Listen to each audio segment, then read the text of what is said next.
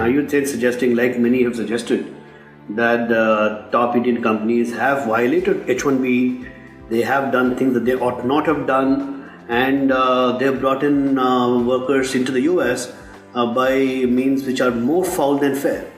I would not say that. I would say our policies have not necessarily been set up right. I would say that the offshore industry, to a large extent, all of the majors, I would say, are highly ethical, very well governed organizations.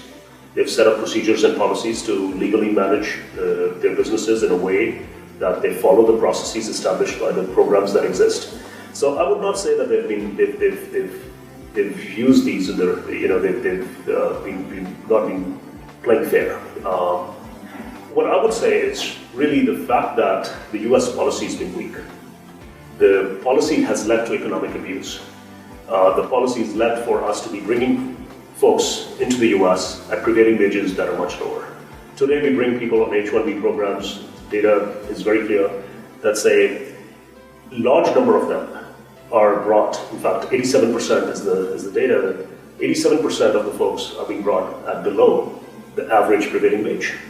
And we know in the industry that the prevailing wage is actually lower than the market wage. So clearly there's an incentive, an economic incentive to bring in folks at a lower wage into the country, address the needs of customers, and customers obviously get a lower price in the process. And so that is at the cost of the American workforce, and that ought to be fixed. But then, in the same way, then are you then saying that it's some kind of a trade barrier that you're erecting against, in this case, India? No, not at all, not at all. I think, listen, offshoring to India for services, offshoring to China for manufacturing will continue to go on. We live in a global world. We live in a world in which enterprises are going to allocate their resources in a way that they deem most appropriate.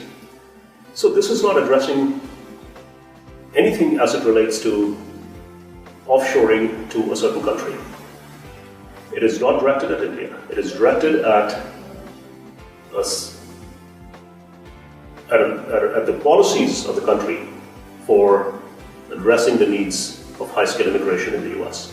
And you've got to direct that policy towards bringing in specialists, and you've got to direct that policy in a way that it does not lead to bringing in folks who are doing jobs that can be done by folks here locally.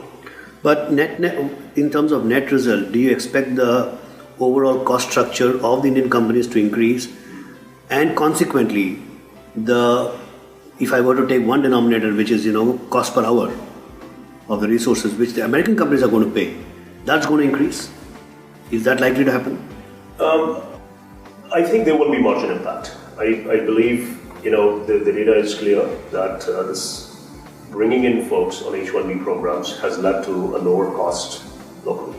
That data is here.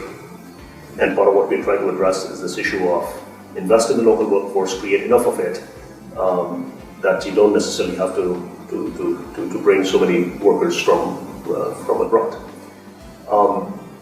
But clearly, as Indian companies start to transform their businesses to address, if this bill was to pass, if they start to sort of address their business model, they will have to invest more heavily in the local workforce. And as they start to do that, I would imagine that there will be pressures, and this subsidy, what I would call a subsidy that exists by means of the current policy, goes away, creates a level playing field.